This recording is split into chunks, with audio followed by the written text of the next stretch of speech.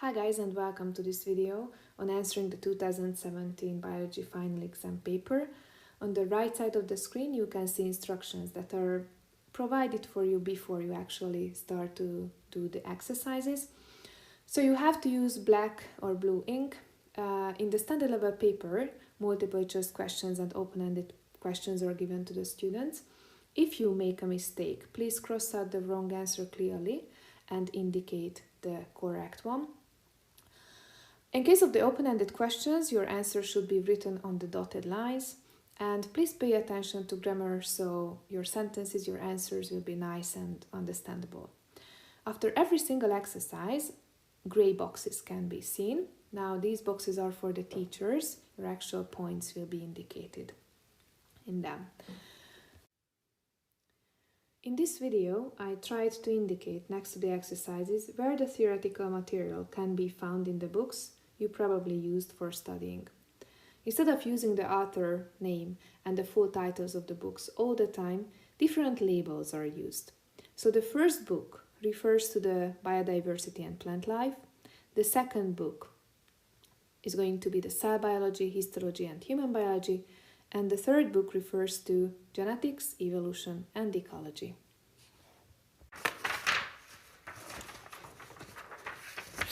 So let's start with the first exercise, which is about our bones. On the left side of the screen, you always have the exercise itself from the exam paper, and on the right side you can find hints that may help you to answer the questions. And I also indicated the book in which you can find the theoretical material connected to the present question. Okay, so the first task to do is to name the bones indicated by letters in the picture. It's not a difficult task to identify that this region is enlarged in the present exercise. So let's name the bones. A is going to be fibula. B is the femur, which is the longest bone in the human body. C is the patella or kneecap. And D will be the tibia, or it can also be called a shin bone, which is also a very strong bone.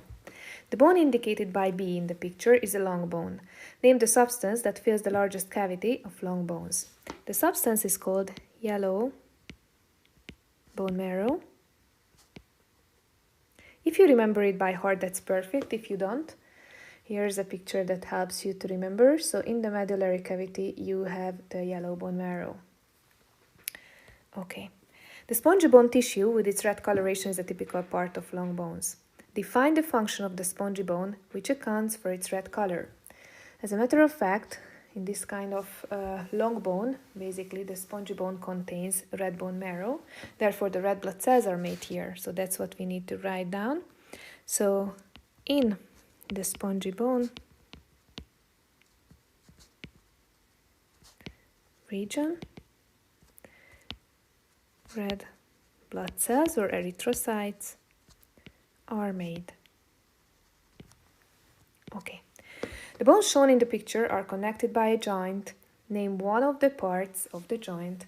Any of the parts can be mentioned. I just write here cartilage. But if you remember the other parts, a ligament can be mentioned, synovial fluid, synovial membrane, capsule. All of these parts would be accepted. One of the injuries of the joint is the sprain. Explain in one sentence what happens when a joint is sprained. So for example, when you sprain your ankle, the bones of the joints are dislocated and because of a twisting movement and stabilize in an abnormal position. This is the reason why the replacement requires a doctor or a specialist. So that's what we need to write down in here. So the joint bones are dislocated and stabilized in an abnormal position. Okay, so that's it for the first exercise. Moving on to the second exercise, our latest pest, the citrus-flated plant hopper. The citrus-flated plant hopper is native to North America and was introduced to North Italy in 1979, from where it quickly spread. The pest was first registered in Hungary in 2004. It was observed on more than 100 plant species. The mature adults are 5 to 8 milliliters in length and they are covered by a grayish layer of wax. The two chitinous wings form an acute angle when held close to the body, giving the insect a wedge-shaped appearance. They hop away with their 3 pairs of legs when touched. They insert their sucking mouth parts into the young shoots, sucking plant saps. The flathead plant hopper excrete honeydew, causing thereby a conspicuous white waxy layer to be formed on trees and other host plants. The larvae and the mature adults can also be found in the waxy layer. The available pesticide sprays are not selective, and although they reduce the number of pests, their total extermination is almost impossible. One possible way of effectively controlling the flathead plant hopper is to rely on the parasitic wasp as its natural enemy, which is widely available commercially. The citrus flathead plant hopper has also been observed on the common ragweed, the plant which causes severe allergic problems. As a result of being damaged by the pest, the common ragweed is not killed, but is prevented from blooming. First exercise. Based on the excerpt, the citrus flathead plant hopper is an insect. Find 2 features in the text or in the picture which supports this statement. In the second paragraph here, you can find the chitinous wings, the 3 pairs of legs, and the sucking mouth part. I just wrote down the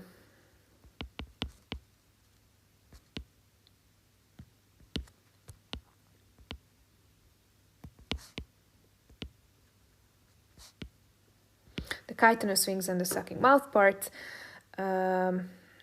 because we needed to mention 2 characteristic features. How can the skeleton of the flathead plant hopper be described?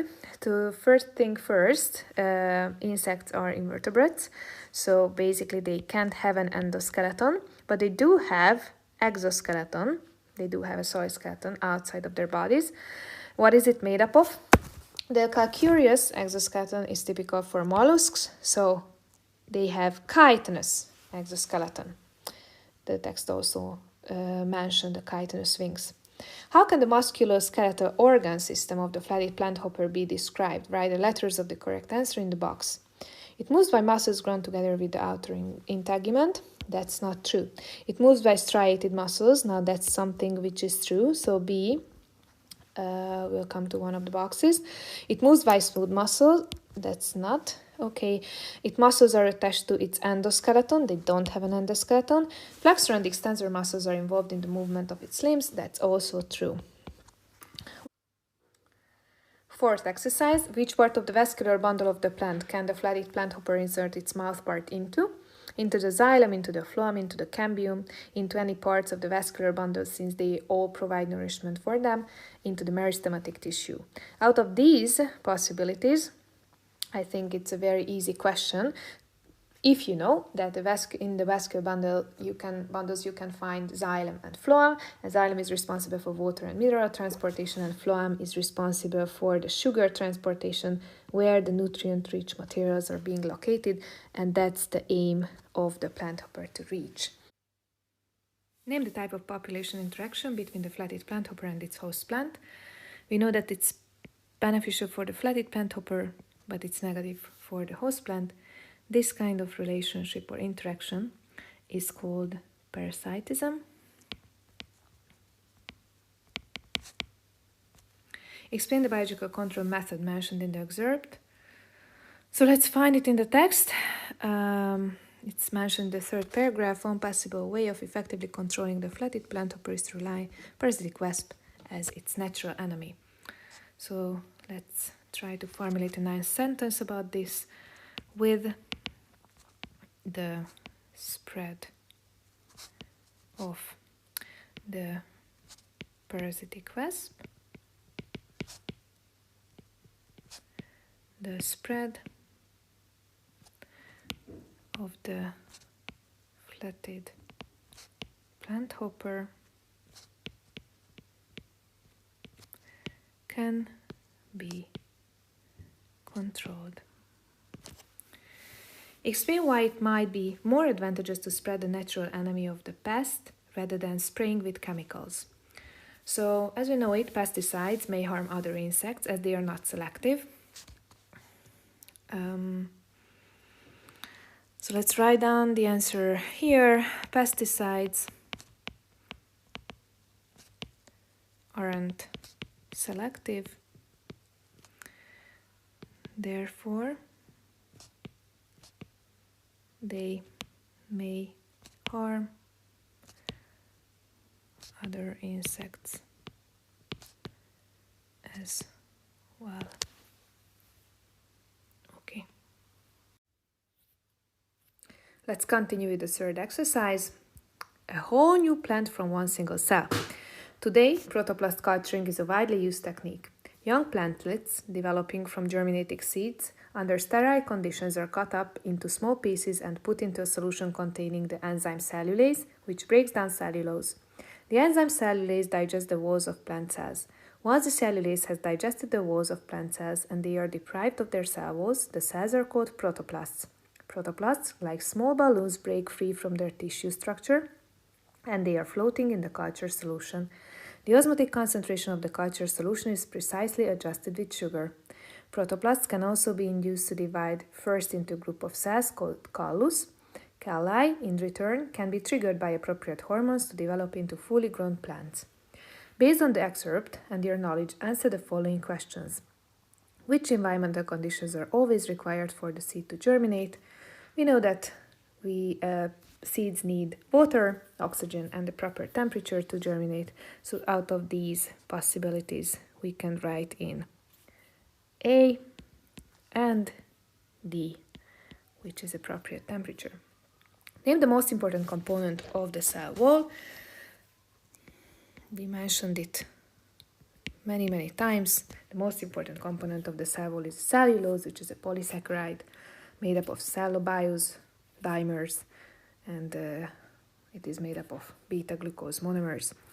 Name the part of the cell which surrounds the protoplasts and separates them from their environment. So protoplasts don't have cell wall, therefore the cell membrane will be the structure that is separating the protoplast from the environment. So the cell membrane should be written here. Okay. An important condition to ensure the success of the procedure is to adjust the osmotic concentration of the solution in which the protoplasts are cultured appropriately. Fill in the gaps in the following text with the words and the expressions given. You do not need to use all of them. So here you can see the words provided, and let's fill in the gaps. In order to ensure the stability of the protoplasts, the concentration of the solution is adjusted by sugars. If the concentration of the solution is higher than that of the cytoplasm, the water will move out of the cell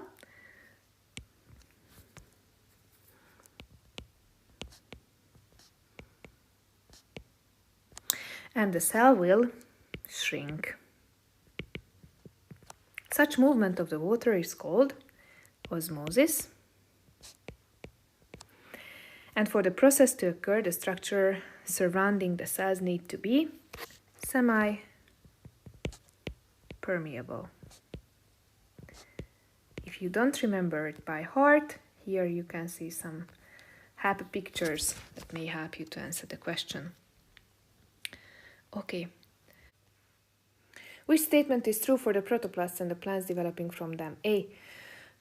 The plants developing from protoplasts which derive from one single plant are the clones of each other, which means that the genetic makeup of their somatic cells is identical.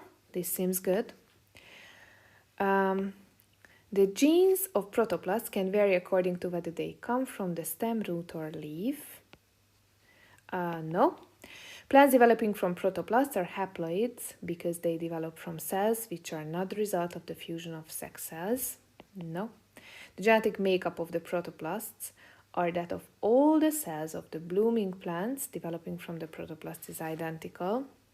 No. The chromosome number of the protoplast is always haploid.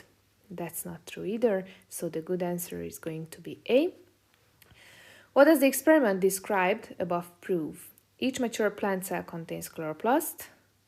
No, it is not explaining this.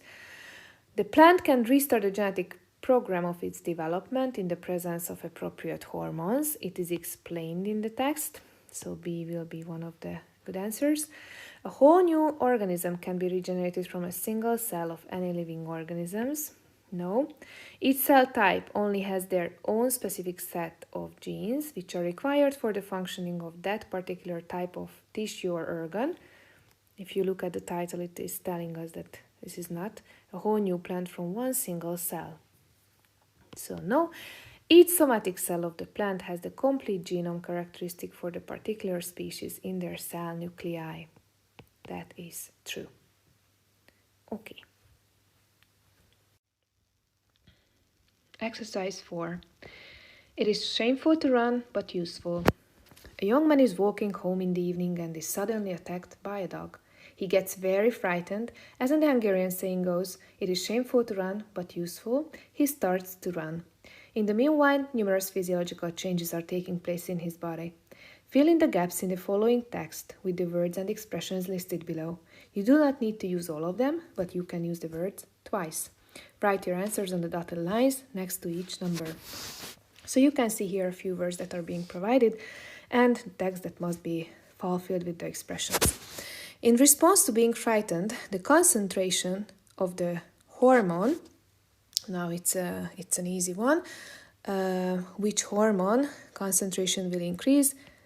Adrenaline, which can also be called epinephrine, but adrenaline is provided here. Adrenaline increases in his blood. The hormone is produced in the adrenal medulla. Don't forget that the adrenal cortex produces different hormones like aldosterone, cortisol. The hormone causes the bronchi to dilute. The blood vessels of the muscle dilute, and the blood vessels of the intestinal wall to constrict. All these changes are brought about by the activity of the sympathetic nervous system, as we know that the sympathetic nervous system stimulates the body's fight or flight mechanism. I hope this picture brings the bell. While running, the pulse rate of the young man increased by 110% compared to the average normal value. Explain the biological function of this change. So as we know, more oxygen is needed for the muscles to work harder, and the increased heart rate will help us to transport more oxygen towards the muscles. So that's what we need to write down to the dotted lines. So more oxygen is needed for the muscles to work harder. Increased heart rate helps to transport more oxygen. I'm sorry for my handwriting. It's really difficult for me to use this pen. I try my best. How many liters of blood is pumped into the systemic circuit during a period of 2 minutes while running if 70 milliliters of blood is pumped out of the left ventricle by one contraction of the heart? Write down your calculations. So let's analyze this exercise. What is given? 2 minutes. So you have to calculate with 2 minutes. 70 milliliters of blood is pumped out from the heart per contraction. And basically you have to know it by heart that the average pulse rate or the heart rate is 72 beats per minute. Okay. 72 contractions happen within a minute, but we have to calculate for 2 minutes, which is going to be 144 contractions per 2 minutes. We learned it from the previous exercise that the young man's pulse rate was increased by 110% when he was running.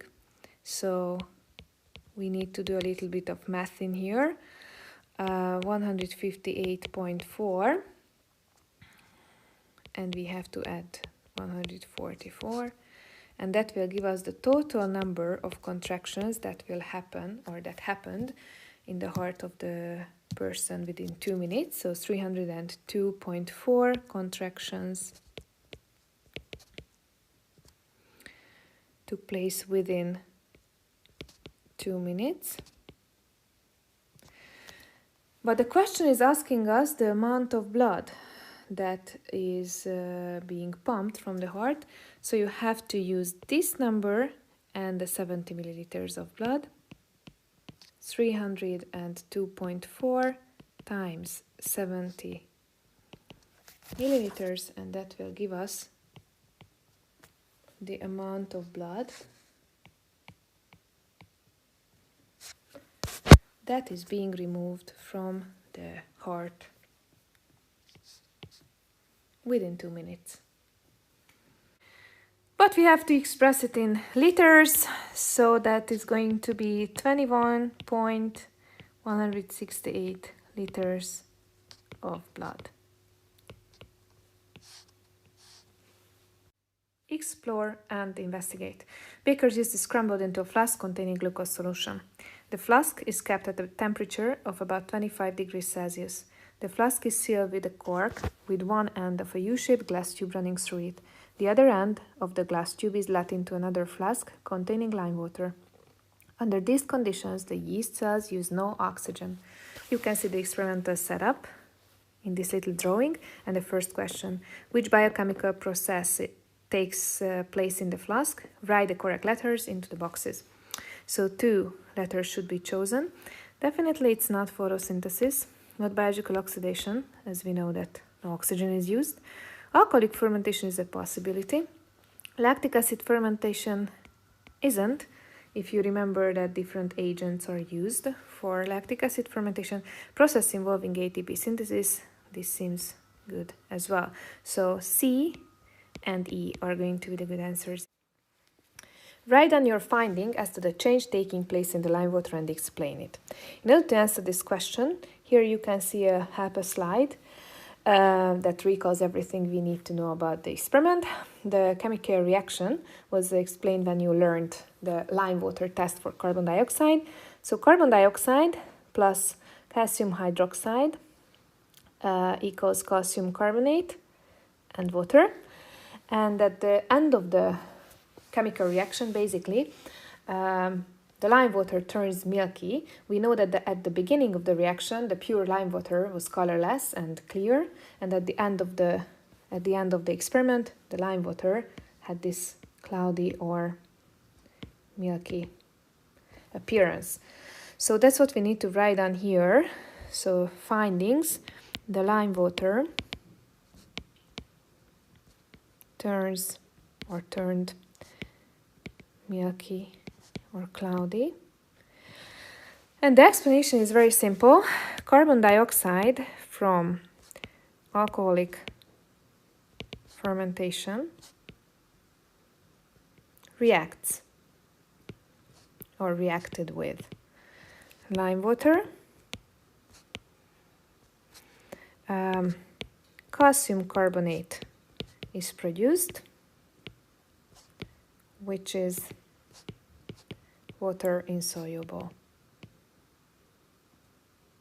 The investigation is repeated twice. First, the flask is heated to 30 degrees Celsius, then it is brought to a boil. Write down the changes you experience and the reasons for them. So in order to answer this question, it's important for you to remember what you have learned about the effect of increasing temperature on the enzyme activity. And basically, if we take 30 degrees Celsius, which is higher than 25 degrees Celsius, the yeast metabolic rate increased, so the chemical process was faster. So the metabolic rate of yeast increased. The chemical process was faster. And at 100 degrees Celsius, we know that high temperatures disrupt the active sites of the enzymes, therefore they can't work anymore. So we can simply say that high temperatures cause the enzymes to denature, and this is the reason why basically the chemical process stopped. High temperature caused the enzymes to denature, so the chemical process stopped. Okay. Explain in one sentence the aim of the investigation described in question 3.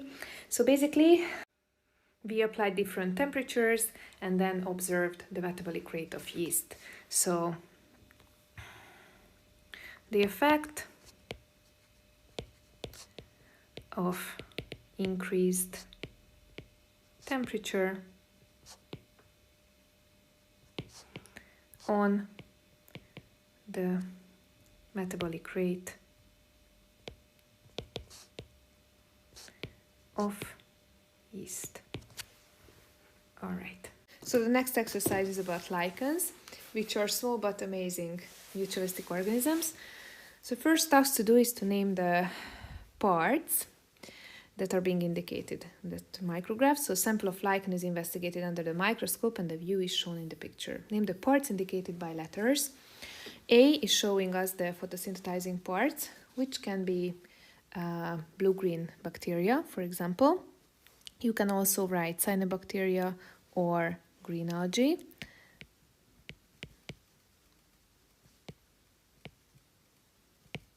Okay, and B is basically showing the fungal hyphae.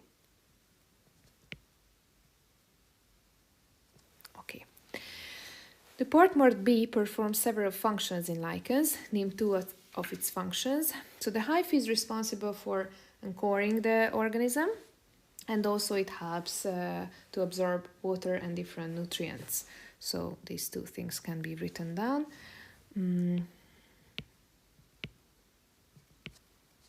And water and nutrient absorption. Okay. Two of the scientific terms listed below apply to lichens. Choose the suitable terms and write their letters in the boxes. As we mentioned previously, they are mutualistic organisms. So basically there is a symbiotic relationship in between the blue-green bacteria and the fungus itself. And they are bioindicators, as they can't tolerate high concentrations of sulfur dioxide in the air. So D is going to be the other good answer in here. The lack of lichens in big cities and the presence of lichens on the north side of trees indicates something. What do lichens indicate in these two cases? Lichen deserts are indicating basically air pollution. As we said it previously, they can't tolerate high concentrations of sulfur dioxide in the air. So,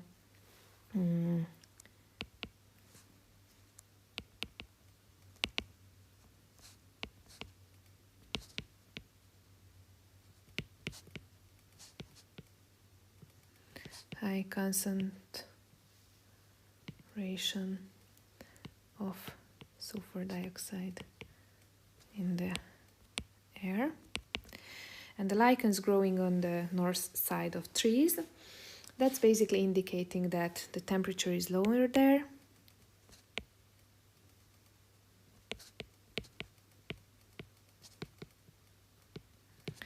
And basically a higher concentration of humidity is being present. Losing weight. Alex was worried about being overweight and decided to calculate his body mass index. The result he obtained was 27.7. Write down which two data were required to calculate his body mass index. This is something we probably know by heart, that the body height and the body weight is needed.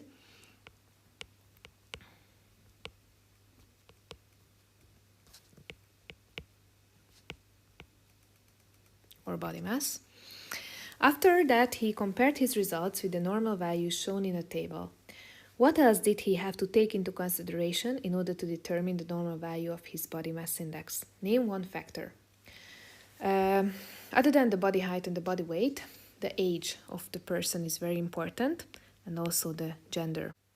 But as the exercise is asking one factor, basically that's going to be the answer. For Alex, the normal range is 20.5 till 26.5 according to the table. He thought he had to lose weight. On Tuesday, he only had chicken breast meat without the skin fried in oil for lunch. Based on the data provided, calculate the amount of energy he took in. The volume of the oil he consumed was 0.2 deciliters, while the mass of chicken breast meat 200 grams. The values of the table refer to 100 grams of cleaned raw material or food and 1 deciliter of liquid, or were indicated for one piece of the food. So what we need from the table, first of all, the oil energy content and the chicken meat without the skin. So basically, what we need to do, 0.2 times 3757 is going to be one number that we need to use, and 200 grams, so 2 times 440, and it is going to be 880. Both of these numbers are in kilojoules. Okay, and you need to add them together, and that will give us the energy intake, which is going to be 1631.4 kilojoules, and I just write here 1631. Okay. In the digestion of Alex's lunch, 2 types of digestive juice played a particularly important role. Describe these by writing the suitable words into the table next to each other. So we have to figure out what is 4, 5, 6, 7, and 8. Okay, let's have a look. So we know it for sure that the gastric juice contains pepsin, which is responsible for protein digestion, so protein will come here. And the place where the chemical processes are happening is basically the stomach. Fat digestion is taking place in the duodenum, which is the first part of the small intestine. And lipase is the enzyme that is breaking down lipids before that the bile needs to act on the fat droplets. But for name of the digestive juice, it is going to be pancreatic juice.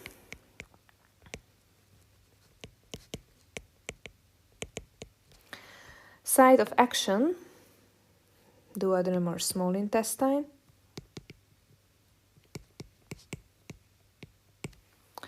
And the site of production, pancreas. Okay. We are getting closer and closer to the end. The next exercise is about selection, so let's elaborate this topic a little bit more. Compare the 2 types of selection processes. Let us suppose that the population is in genetic equilibrium and is only exposed to selection. Write the appropriate letters into the empty boxes. So there are 4 possibilities. A is directional selection, B is stabilizing, C both of them, D neither of them, and these are the graphs that you should remember. So the directional selection and the stabilizing selection. Don't forget, directional selection favors one extreme phenotype. Typical example here is the case of the peppered moth, and in case of stabilizing selection, basically an intermediate variant is favored. So let's look at the sentences. It decreases the genetic diversity of the population. Both of them, so C. It is bound to cause the size of the population to decrease. That is going to be D, neither of them. It typically takes place under stable environmental conditions. That's an easy one, B. It is the result of the modification of the individual living organisms. Neither of them. The average value of its normal distribution curve remains unchanged. Basically, that is going to be B. And human impact can also cause it to happen. Both of them can be affected by human activities. One of the first scientists putting forward the theory of evolution attributed a major role to selection processes. Name this scientist. I hope that's something everybody will know. Charles Darwin, On the Origin of Species. Selection plays an important role in the spreading of antibiotic-resistant pathogens. Name the selective force in the process and the type of organism the selection process acts upon. So here we need to name two things, the selective force itself and the type of organism that is being affected. The selective force is going to be the antibiotic treatment itself.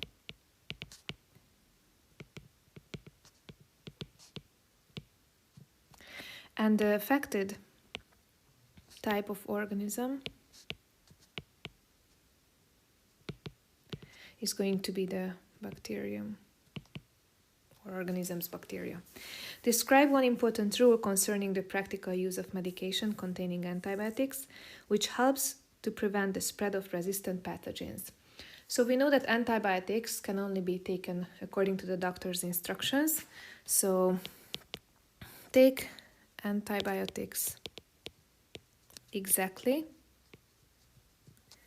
as your doctor tells you.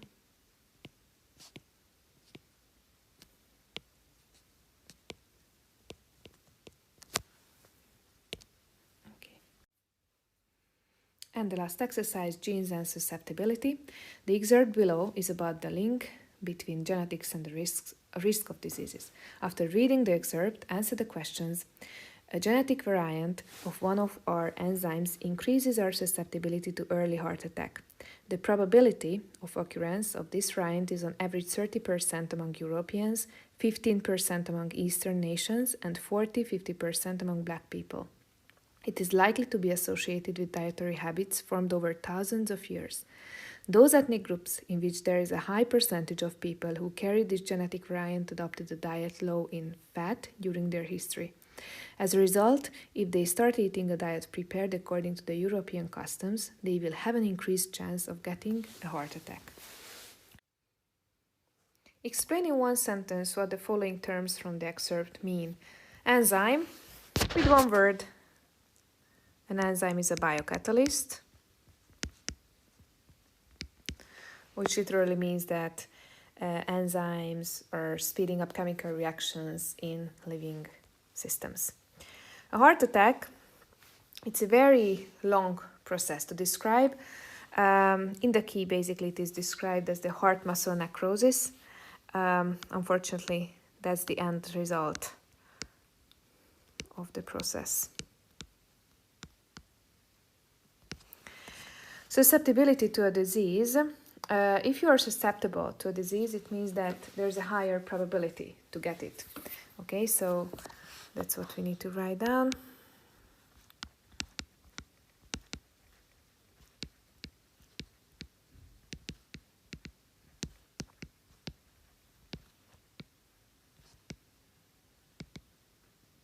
Okay.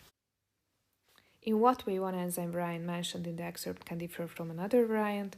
In the structure of their amino acids, in the order of their amino acids, in their genetic code, in the structure of their peptide bonds, or in their base order.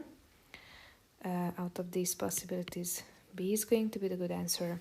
In what way one variant of the gene coding for the enzyme mentioned in the excerpt can differ from another variant of the same gene? So it is an allelic variant. It is asking about genes, and the same possibilities are provided for the answers. And in this case, the last one is going to be the correct answer.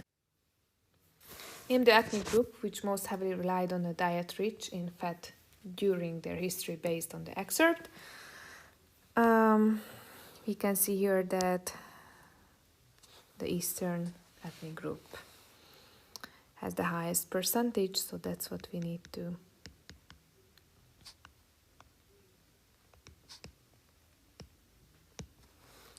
write. Which are the correct conclusions that can be drawn based on the excerpt? Write the letter of the correct answers into the boxes. The risk factor of the same diet can vary from one person to another. The structure of enzymes is determined by the consumption of fats. The frequency of all A's cannot change within a given ethnic group. The frequency of all A's can be associated with the history of an ethnic group, or the increased risk of heart attack is caused by the dark skin color. Out of these possibilities, this is definitely mentioned, and the first one, the risk factor of the same diet can vary from one person to another. Okay, these are the good answers. And on the last page of your exam paper, a table can be seen where all of the exercises are listed, and your teacher will indicate the amount of points that you achieved for every single exercise. So basically this is very important because this table will give you the total score of your written examination paper. I hope it was helpful. If you have any questions, feel free to drop me a line, and I wish you the best of good luck for your final examination.